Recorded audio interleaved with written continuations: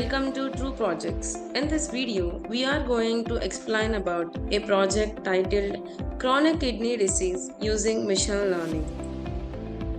Timely and accurate identification is vital in shaping the treatment approach for chronic kidney disease, a condition that adversely affects the kidney's functionality, leading to compromised waste elimination and fluid regulation. CKD is linked to numerous complications including high blood pressure, anemia, mineral and bone disorders, malnutrition, acid-base imbalance, and neurological impairments. Early detection of CKD is crucial to prevent further health deterioration in patients. To achieve this, data mining classification methods and machine learning algorithms are applied to predict and assess the chronic kidney disease. Utilizing the algorithms like logistic regression, KNN, random forest, decision tree, SVM, gradient boosting, XGBoost, AdaBoost, and applied to the project aims to improve the CKD diagnosis and management. In this research, we introduce a novel approach to enhance the applicability and accuracy of the chronic kidney disease diagnostic model. Our study made the significant contributions by using the k-nearest neighbor to imputation to address the missing value in the dataset, enabling the model to be applied even when the diagnostic categories are unknown. Secondly, we construct the CKD diagnostic model using the various algorithms including of logistic regression, random forest, support vector mission, k-nearest neighbor, naive-Bayes classifier, and feed-forward neural network on the complete CKD dataset.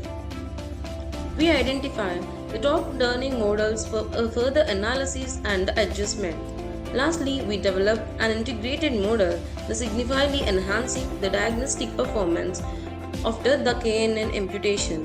Our research demonstrates the novel use of KNN imputation and the CKD diagnosis and highlights the effectiveness of the integrated model in improving the diagnostic accuracy. This methodology holds great promise for the situation with incomplete patient measurement prior to diagnosis and shows potential for real-world medical diagnosis scenario. These are the basic requirements that are needed to build this project. The software requirement: Python IDE with version of 3.7, Anaconda with version of 3.7, or Jupyter or Google Colab. Hardware requirements are operating system as Windows or Linux, processor of minimum Intel i3 and RAM of minimum 4 GB and hard disk of minimum 250 GB. To know about the flow of the project, these are the steps we need to follow. The first one is importing the libraries. In this step, essential Python libraries are imported to enable the various functionalities in the project. Commonly used libraries like NumPy for numerical operations, Pandas for data handling, Matplot and C1 for data visualization, sklearn for machine learning algorithm, TensorFlow for deep learning tasks, and Flask for web interface development are included. And the second one is exploring the dataset. The chronic kidney disease dataset is of CSV format is thoroughly examined to understand its structure and the content. The dataset contains such as of name, age, blood pressure, and other relevant features related to the CKD.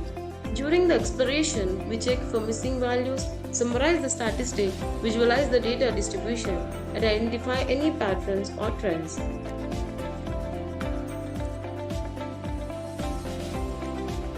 And the third one is data processing. And this step, the raw data set is processed to prepare it for model training. This involves handling the missing value, performing the data imputation, encoding the categorical variable, and scaling the numerical features as required. And the fourth step is splitting the training and testing data. The pre-processed data set is divided into the two subsets, the training set and the testing set. The training set is used to train the machine learning model, allowing them to learn from the data pattern. The testing set is kept separate and used to evaluate the model performance on the unseen data, providing an estimate of its accuracy on the real-world scenario. And the fifth one is building the model. Several machine learning models are implemented to predict the chronic kidney disease based on the processed dataset. The first one is logistic regression. It's a widely used linear classification algorithm suitable for both binary and multi-classification tasks. It models the relationship between the input features and the probability of belonging to the specific class. And the second one is KNN. KNN stands for K nearest neighbor. Is a simple and initiative classification algorithm. It classifies a new data point by comparing its distance to the k nearest neighbor in the training data set. The data point is assigned to the majority class among its neighbor, making the KNN effective in capturing the local pattern and handling the nonlinear decision boundary. And the third one is classical neural network, also known as fully connected neural network or multi-layer perceptron, is a versatile and powerful model for complex pattern recognition tasks. It consists of multiple layers of interconnected neurons with activation functions. Each neuron takes weighted input from the previous layer, applies the activation function, and passes the result to the next layer.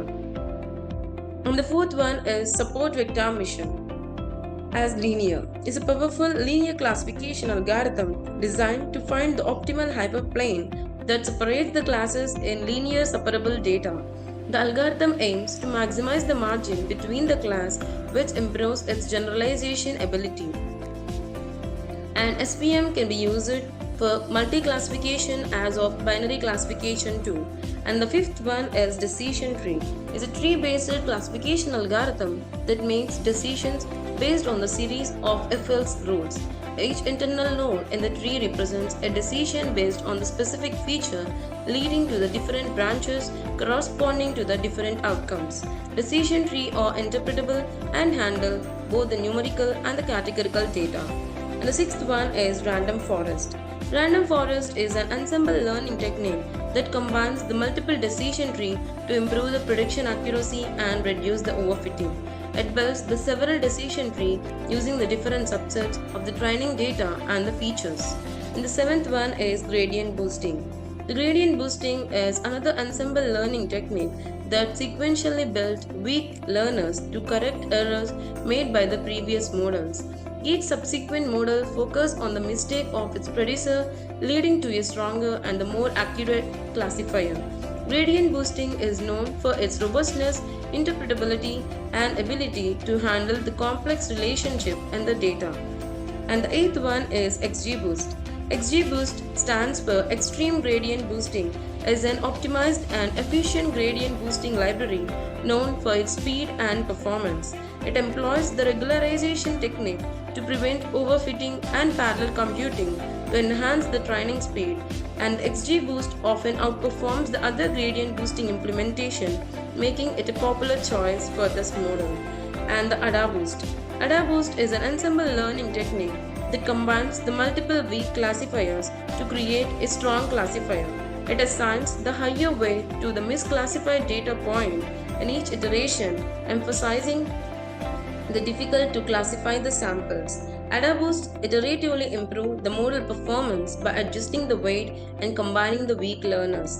The SVM RBF stands for Support Vector Mission of the Radial Basis Function, as a model with a non-linear kernel that allows it to handle non-linearly separable data. The RBF kernel projects the data into a higher dimensional space where it can be linearly separable, is versatile and is suitable for the complex classification task with non-linear relationship between the features and the classes. And the training model. The training model are selected and trained using the training set where they learn from the input features and corresponding target labels to make accurate prediction, and then the user gives the input. A user-friendly web interface is created using the Flask framework, allowing the user to view the input data for the CKD prediction, and then the next step is the given input is pre-processed for prediction. The user input data is pre-processed in the same manner as of the training data. This step involves handling the missing value, encoding the categorical variable, and scaling the numerical features, and ensuring the data is compatible with the trained model. And the next step is trained model is used for prediction. The pre-processed user input is fed into the trained machine learning model, where each model predicts the likelihood of chronic kidney disease based on the provided input data. The last step is final outcome is displayed. The prediction from all the models are connected and the final outcome of the chronic kidney disease is displayed to the user through the Flask web interface.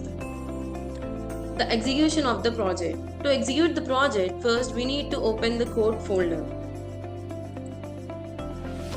This is the code folder containing of the different files within it. The dataset folder containing of the dataset that is used in this project, and the static folder containing of the various folders like CSS, JavaScript, web fonts, images within it. And the template folder contains the HTML documents, it likely having home, index, results, sign in and sign up pages within it. And the app is an py file contains the information related to the front-end logic. It could include the written in Python that handles the server-side operation such as processing the user request, interacting with the database, and generating the dynamic content that to be rendered in the HTML template. And the notebook is chronic kidney disease is an IPYNB file which contains the combination of code, graph and output all in one place. It allows the user to write and execute the code in individual cell, making it a popular choice for the data science. And signup.db is a file that appears to be the database file used to store the user information. And to execute the project, we build the Flask framework as a front end, and the total code is present in the chronic kidney disease IPYNB file in the form of code, graph and output all in one place. For the execution of the project, first we need to copy this code folder address and then open the Anaconda prompt. And this first we need to change the path location of the disk as of F because our code folder is present in F disk, and then write a command cd space and paste the code folder address. By this it will change the address of the directory to the code folder path. And then write an command python space app.py. By this command it will execute the Python script and perform a runtime check for any syntax and logical issues. And then click on enter button. Running the app.py file, the Flask framework will host the application locally at the default address as of like this, and we need to copy this address and paste it on any web browser. I preferably use the Chrome to do it. I'm opening the Chrome and pasting this local link and then click on enter button.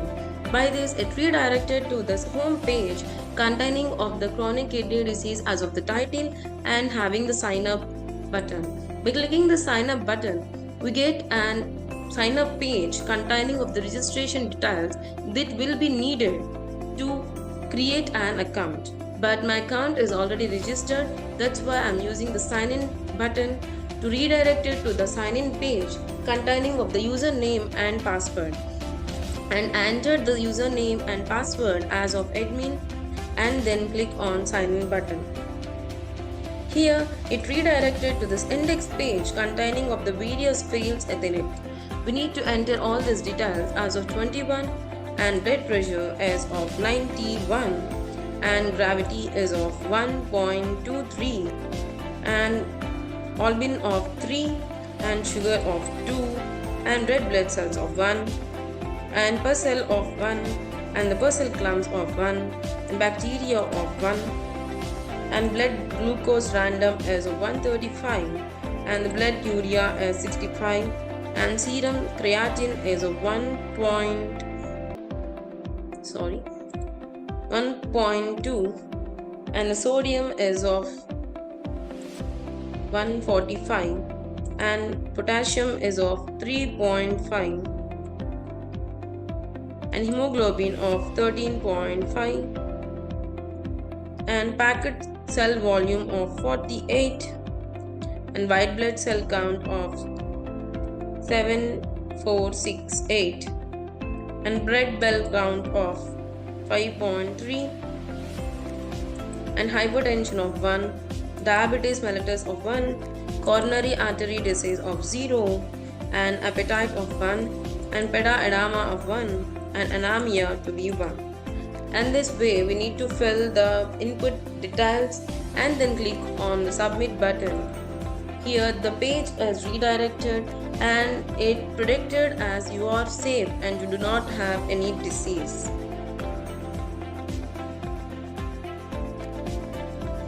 And then click on back button. Here it redirected back with that page and re-enter the details.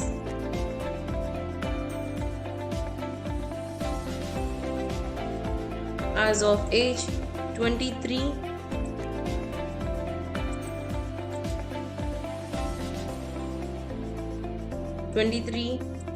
and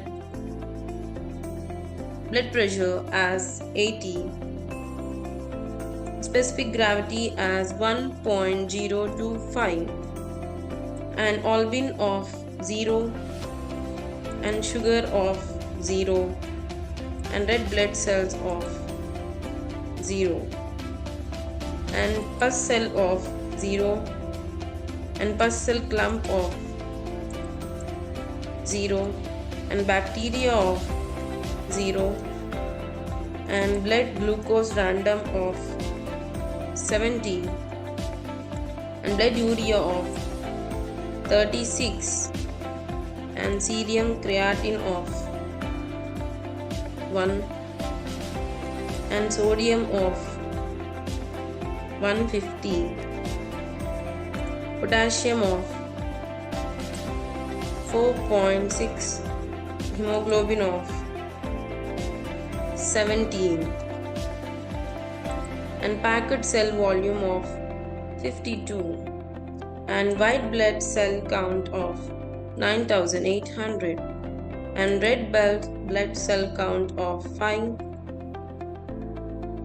and hypertension of 0, diabetes of 0, coronary artery disease of 1, appetite of 0, pedaedema of 0, and anemia of 0, and then click on submit button.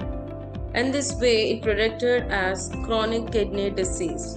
In this way we can give the details and predict whether the person is having the chronic kidney disease or not. And in conclusion, this study addressed the limitations found in previous models for diagnosing the chronic kidney disease by introducing a novel approach and by applying the various models including logistic regression, random forest, support vector mission, KNN, naive-Bayes classifier, feed-forward neural network models where the superior performance were identified and analyzed for misadjustments. Additionally, an integrated model combined of logistic regression and the random forest were developed using the perceptron, resulted in improved diagnostic accuracy of the KNN imputation. These results not only introduced the innovative use of KNN imputation in the CKD diagnosis, but also demonstrates the effectiveness of an integrated model for enhancing the diagnostic performance. Thank you for watching video. For more projects please visit our website www.trueprojects.in. For updates on latest project videos, please visit True Projects YouTube channel and subscribe.